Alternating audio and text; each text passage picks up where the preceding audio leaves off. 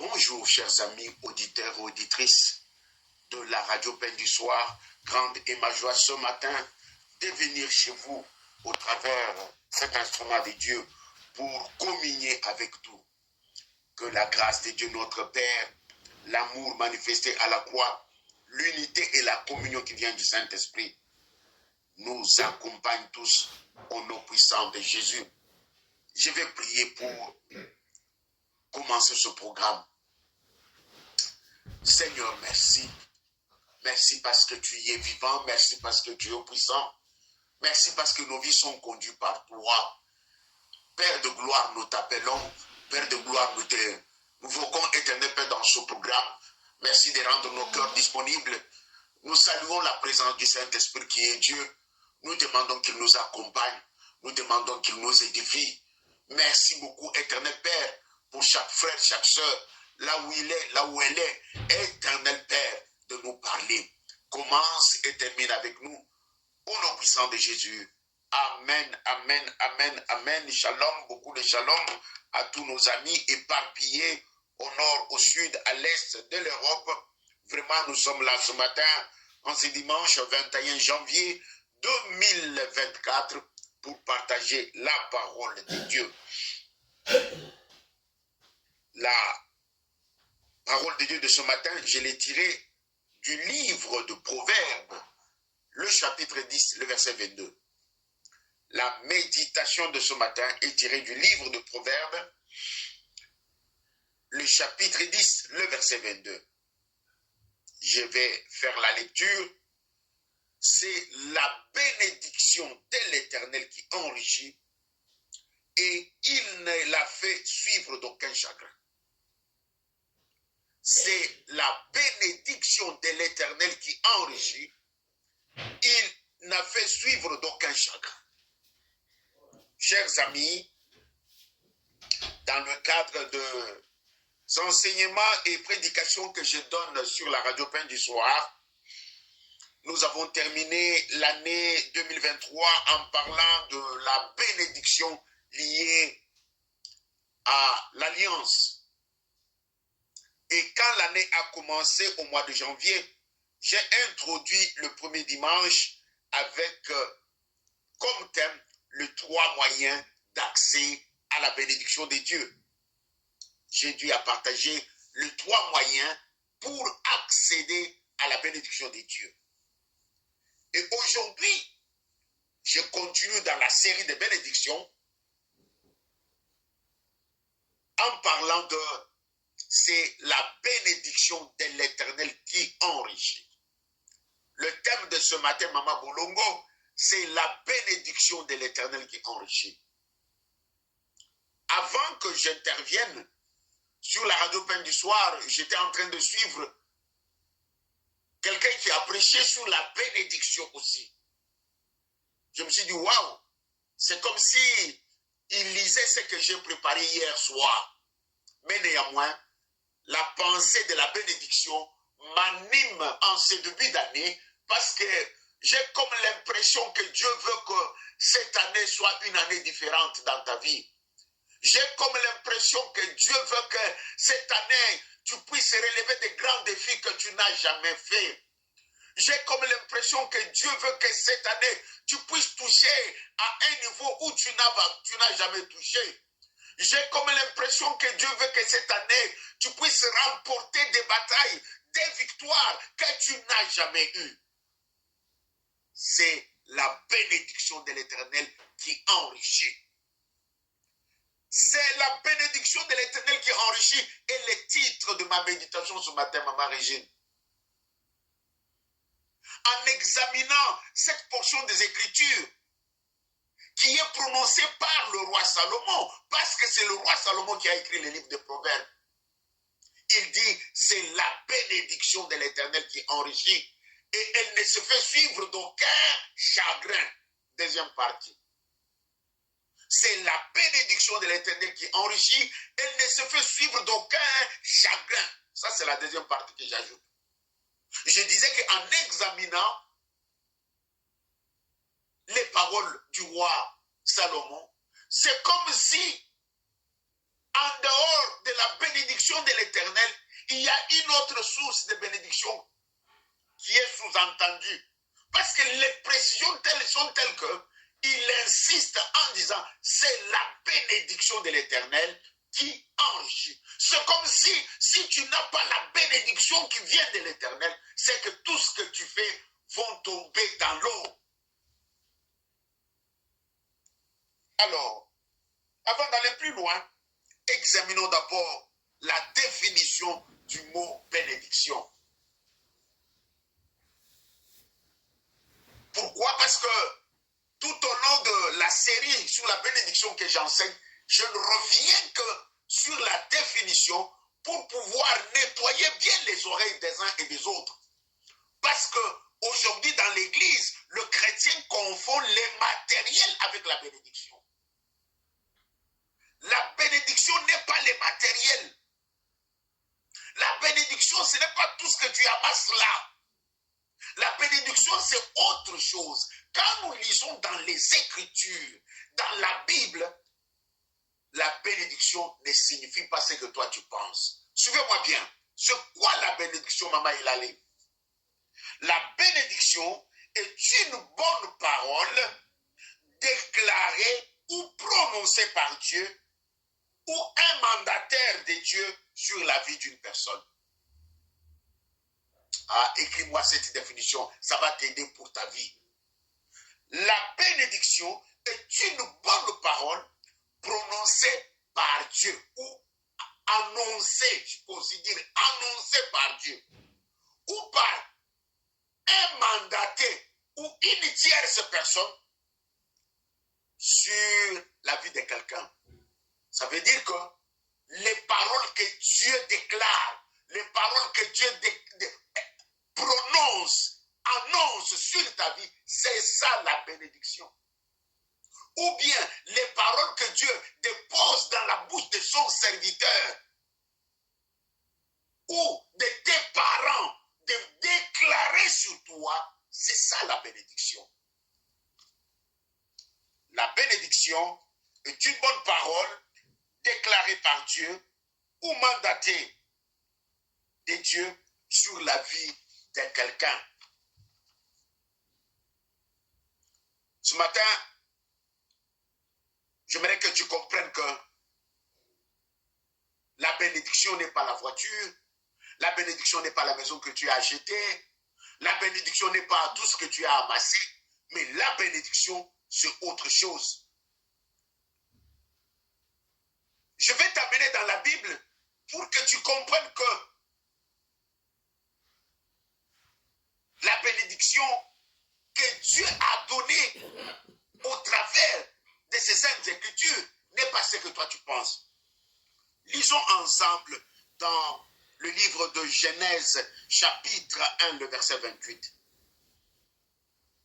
Genèse, chapitre 1, le verset 28. La Bible déclare ceci: Dieu les bénit et Dieu leur dit: soyez féconds et multipliez et remplissez la terre. Je m'arrête là. Je peux lire jusqu'à la fin. Ici, on nous montre que Dieu le bénit. Les avec S à la fin signifie c'est pluriel. Ici, il s'agit au début, au commencement de la création, Dieu créa l'homme et la femme. Quand il les a créés, il a béni l'homme et la femme. C'est pourquoi la Bible dit qu'il le bénit. J'ai bien dit que la bénédiction est une parole, une bonne parole annoncée ou prononcée par Dieu sur la vie de quelqu'un. Nous voyons la première bénédiction dans la Bible que Dieu prononce sur Adam et Ève. Dieu n'a pas donné à Adam et Ève des matériels. Dieu n'a pas donné à Adam et Ève une carte de crédit. Dieu n'a pas donné à Adam et Ève un compte en banque. Dieu n'a pas donné à Adam et Ève, je ne sais pas, villa, piscine et autres, tout ce que, et maison à Dubaï. Non. Dieu a prononcé des paroles et des paroles bonnes sur la vie d'Adam et Ève. Voilà la bénédiction que Dieu a donnée à Adam et Ève. Et quand tu reçois les bonnes paroles, Ce sont ces bonnes paroles-là qui engendrent ce qui a été déclaré sur toi. On verra tout au long de mon exposé.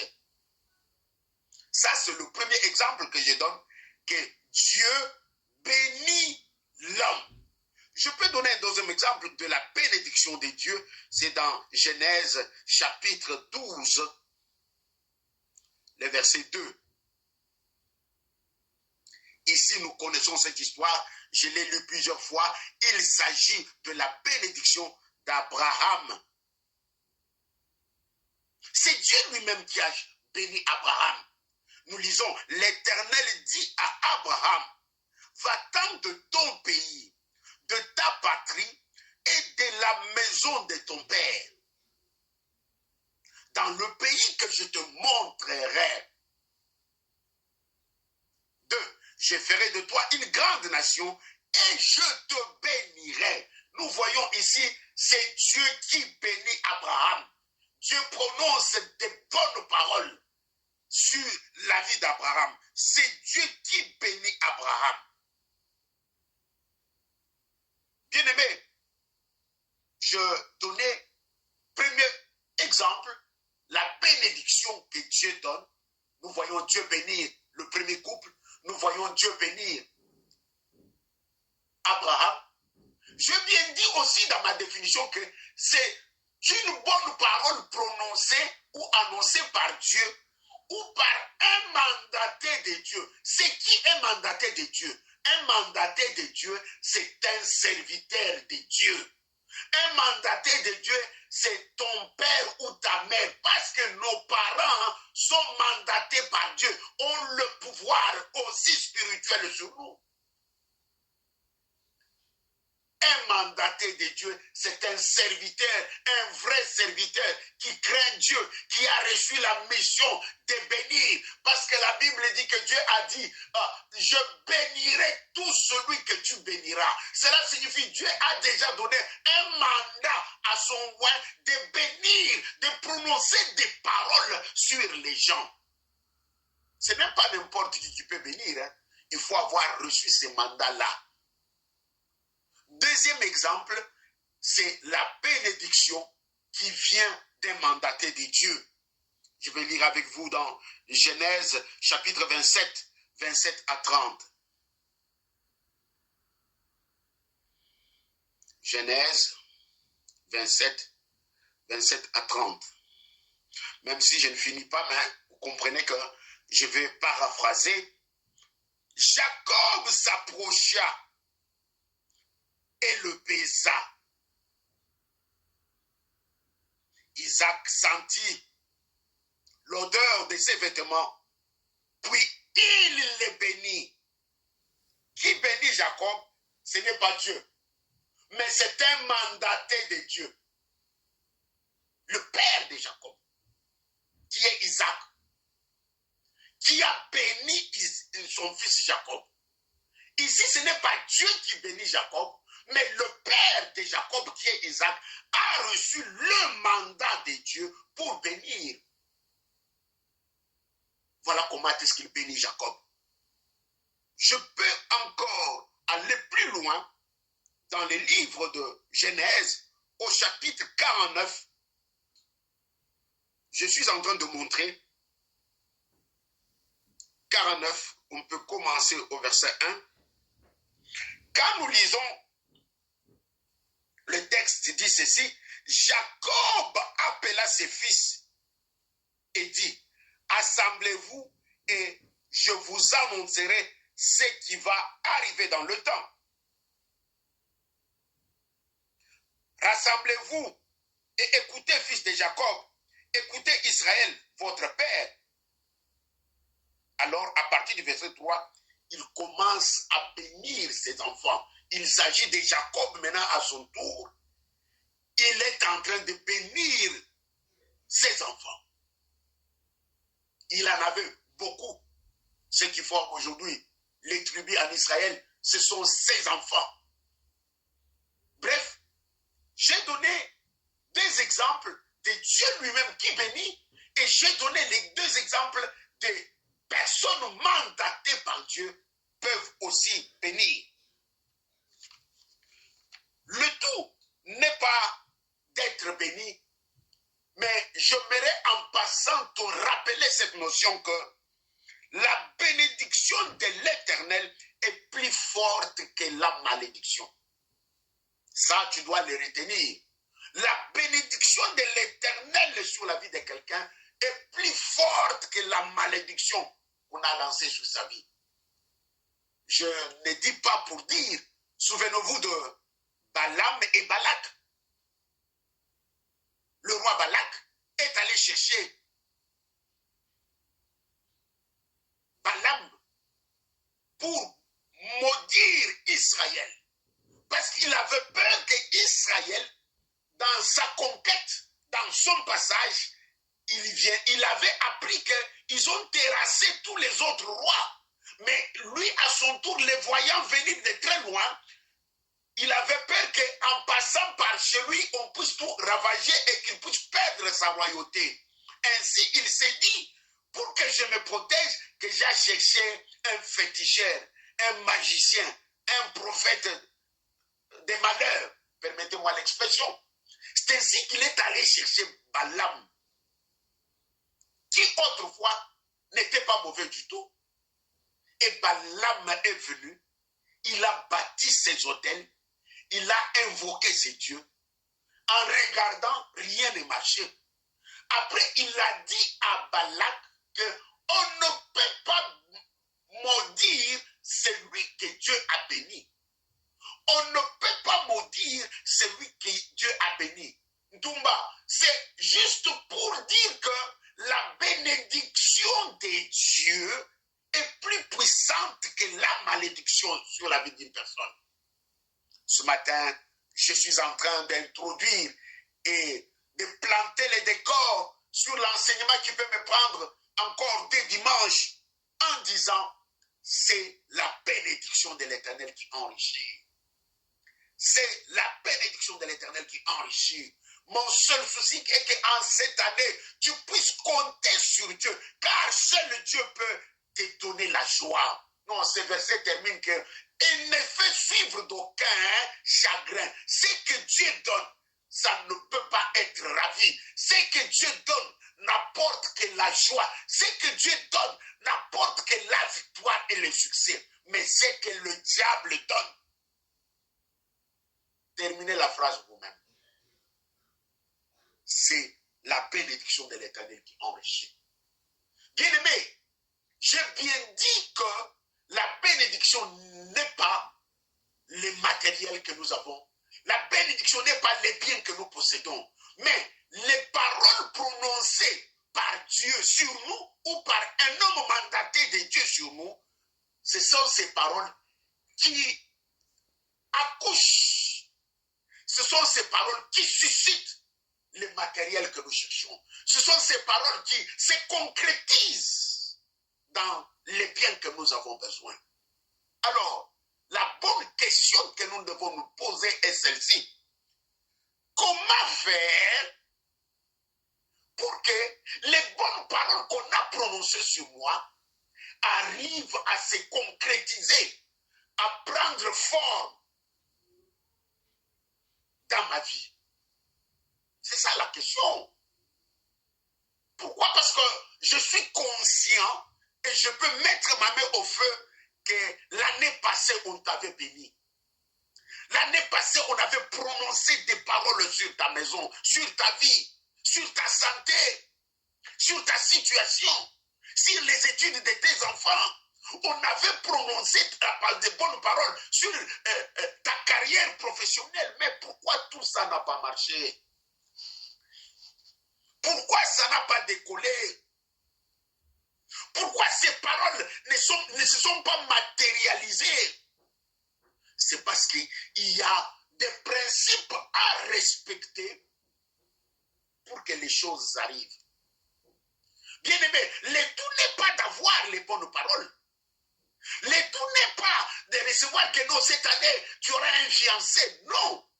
Oui, on peut beau dire, redire, mais il y a des principes à respecter pour que cela se concrétise, pour que cela arrive. C'est ça mon problème ce matin.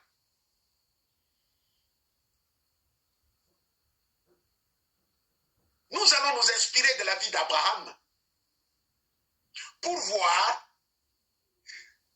Dieu l'a béni. Qu'est-ce qui a fait que les bénédictions prononcées par Dieu dans la vie d'Abraham arrivent à prendre forme, arrivent à se concrétiser, arrivent à se matérialiser? Il y a 7 points. Ce matin, je développerai 2. Et le dimanche prochain, par la grâce de Dieu, je ferai le 3 reste. Maman Sylvie, ouvre bien les oreilles. Quels sont les principes à respecter pour voir ces paroles de bénédiction prendre effet dans ma vie ou dans ta vie? Bien-aimé, le premier principe à respecter que je souhaite que tu soulignes dans ta Bible, c'est le fameux verset de Genèse 12, 1. Genèse 12, le verset 1. L'Éternel dit à Abraham, va-t'en de ton pays, de ta patrie et de la maison de ton père, dans le pays que je te montrerai. Dans le pays que je te montrerai. Premier principe, pour que ces bonnes paroles, ces prophéties qu'on m'a données, les bons rêves, songes que j'ai eu, j'ai vu l'ange entrer dans ma maison avec, non, qu'est-ce qu'on n'entend pas comme songe? J'ai vu pasteur, j'ai vu. Non, tu sais que la sœur ou le frère a eu la visitation divine. Ce qu'il me dit ou ce qu'elle me dit, non, ça vient de Dieu. Et que si elle ne faisait que respecter le principe de Dieu, sa vie va changer. Mais d'année en année, ma sœur, au lieu d'avancer, elle recule. Le problème, c'est quoi? Le non-respect des principes de Dieu. Le Dieu que moi je prêche, le Dieu de la Bible, c'est un Dieu de principes. Quand tu marches selon les principes établis par lui-même, tu ne seras pas confondu. Non, Dieu apporte Abraham le béni et lui dit de quitter sa patrie, quitter son pays, quitter la maison de ses parents dans la direction que Dieu lui-même va lui montrer. Non, le premier principe consiste à quitter l'endroit où nous sommes. Si tu veux que ces paroles s'accomplissent, quitte l'endroit où tu es. À quitter les lieux où nous sommes. À quitter la position que nous avons ou à quitter l'environnement dans lequel nous évoluons pour aller dans un cadre, dans un endroit favorable. Dieu voulait qu'Abraham quitte la maison de son père pour aller dans un terrain, dans un cadre, dans un lieu favorable à matérialiser ses paroles, favorable à faire que les bonnes paroles prononcées sur Dieu et par Dieu sur lui changent en matériel. Non. Tant que Abraham restait chez son père, dans son pays, dans sa patrie, les bonnes promesses de Dieu ne pouvaient jamais s'accomplir. C'est ça le problème que nous avons. Nous devons quitter ce milieu-là, quitte cette situation-là, quitte cet environnement, quitte ces lieux. Dès que tu quittes cela, alors les choses vont commencer à marcher. Souvenez-vous que le père d'Abraham était un idolâtre. Le père d'Abraham servait d'autres dieux. Le père d'Abraham, c'est quelqu'un que je peux aujourd'hui appeler était païen. Avec tous les faux dieux qui étaient dans la maison de son père, avec les idoles qui étaient dans l'environnement d'Abraham. Non, ce n'était en aucun cas un endroit favorable pour que la bénédiction de Dieu l'atteigne, quelle que soit la promesse. Ce matin, Dieu te dit de quitter ce que tu fais là avant qu'il puisse te bénir, avant que les bénédictions, les paroles, les prophéties, les songes là qu'on a vus sur toi puissent prendre effet. Souvenez-vous de l'histoire du jeune Joseph qui était avec ses frères dans la famille de son père. Les jeunes Joseph n'étaient pas dans un bon environnement. Les jeunes Joseph n'étaient pas dans un bon lieu pour que les plans merveilleux de Dieu s'accomplissent. Non. En partageant ses songes avec les frères, avec ses frères, avec sa famille, cela, comme vous le lisez vous-même, a suscité de la haine et de la jalousie. Cela signifie que le plan merveilleux de Dieu, la destinée de Joseph, ne pouvait pas s'accomplir dans ce cadre-là. Genèse, chapitre 37, versets 5 à 8. Je ne lis pas par manque de temps, mais vous connaissez l'histoire, je vous donne la référence. Les frères de Joseph, en les vendant, eux croyaient détruire la vie de Joseph. En les vendant, eux croyaient causer du tort à Joseph. Non, laisse-moi te dire ce matin que en les vendant, c'était Dieu qui était derrière pour faire quitter le jeune Joseph, l'amener dans un cadre où il sera béni. En les vendant, eux croyaient faire du mal à leur père. Mais comme Joseph était petit, il ne peut pas partir de ses parents comme ça. Non. C'est pourquoi les circonstances autour de la vente de Joseph ont fait que Joseph se retrouve en Égypte. Et vous connaissez la suite vous-même. Joseph était béni. Il était devenu une source de bénédiction pour sa famille qui était restée de l'autre côté d'Égypte. Question de dire que tu dois quitter. Joseph a quitté. Il a été béni. Nous voyons Abraham a quitté. Il a été béni. Ce matin, Dieu veut que tu quittes. Change ta position. Je terminerai par l'histoire de la femme samaritaine qui est allée au puits pour chercher de l'eau. Arrivé au puits, il a trouvé Jésus, le Fils de Dieu. Dans son entretien avec Jésus, Jésus a compris que cette femme est venue chercher de l'eau. Et Jésus lui a dit, moi, l'eau que je te donne, c'est l'eau de vie. Moi, je ne donne pas l'eau de robinet. Moi, je ne donne pas l'eau du fleuve ou des régies des eaux. Mais moi, je donne l'eau de vie. Et la femme a manifesté le désir de recevoir l'eau que Jésus avait. C'est comme si la femme cherchait la bénédiction auprès de Jésus. Oui, l'eau de Jésus était la bénédiction. Et Jésus lui a répondu, oui, je suis d'accord à te donner de l'eau, mais va d'abord appeler ton mari. Vous savez que Jésus était un peu compliqué. Hein? Va appeler ton mari. Et cette femme,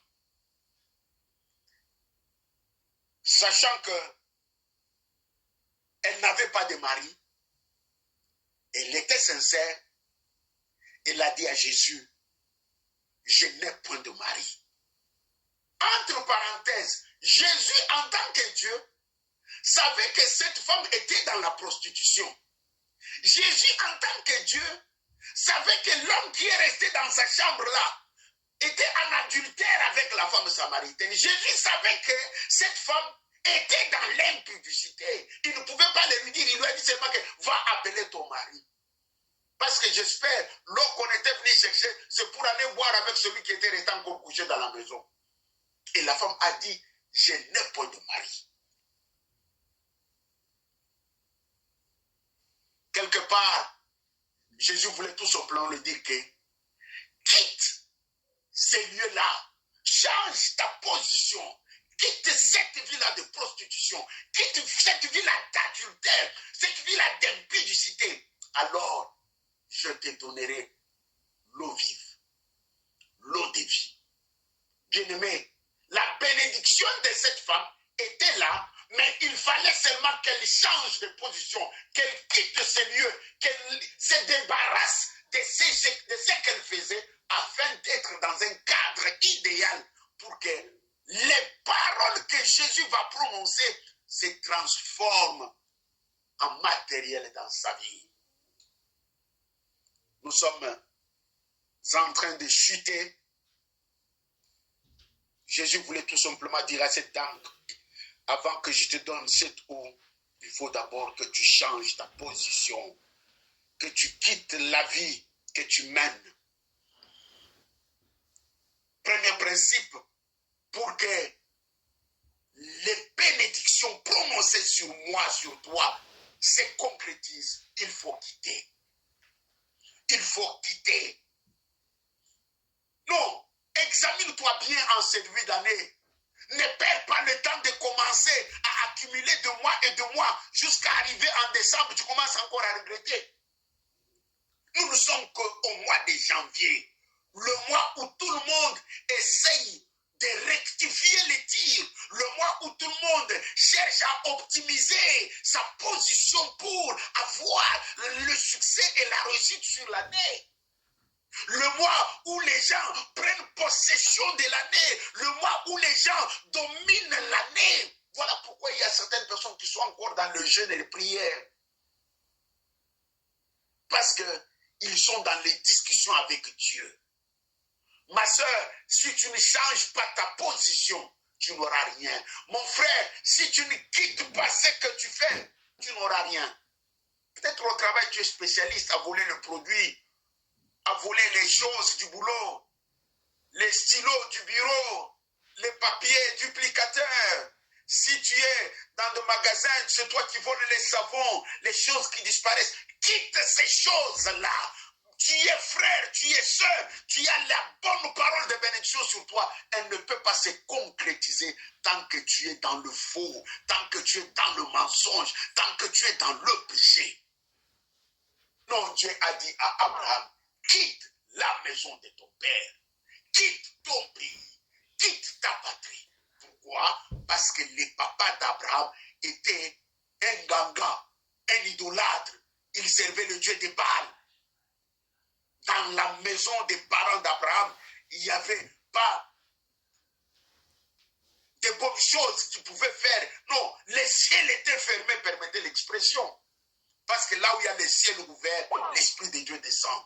Non, Dieu sentait que le ciel est fermé. Je ne peux pas faire descendre ma bénédiction dans cette maison-là. Si tu veux ma bénédiction, quitte. C'est la bénédiction de l'Éternel qui enrichit. C'est la bénédiction de l'Éternel qui enrichit. Nous nous arrêtons là.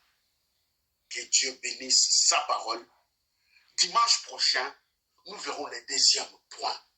Nous sommes en train de parler de que faire pour que les bonnes paroles prononcées par tes parents sur toi, par ton pasteur, par Dieu lui-même, s'accomplissent, prennent la forme. Combien de fois on t'a écrit que Dieu te bénisse? Que Dieu te bénisse. Combien de fois on a parlé sur ton travail? Les salaires n'augmentent pas et tu ne montes pas de grade. Te voilà entré d'aller à la retraite déjà. Depuis que tu es entré, tu es toujours portier. Tu es toujours classe numéro 1.